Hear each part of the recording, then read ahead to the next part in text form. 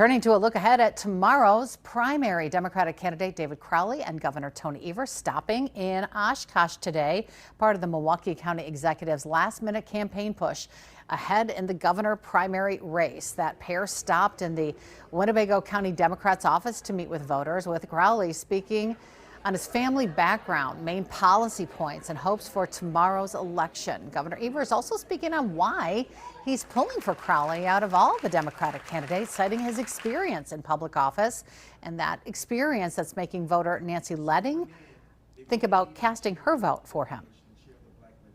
He already has a very good track record, and that's important. Other candidates may have skills and abilities, but when you add expertise and ability and commitment and passion with actual lived experience, I think you're the clear winner.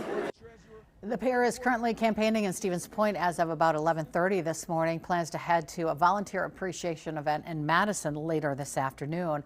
Crowley polling at just 7% during the last Marquette Law School poll. That was taken at the end of July. However, that was before Mandela Barnes dropped out. State Representative Francesca Hong has a commanding lead in that poll over fellow candidates Joel Brennan and State Senator Kelda Roys. However, 34% of Democratic voters remain undecided, according to that polling.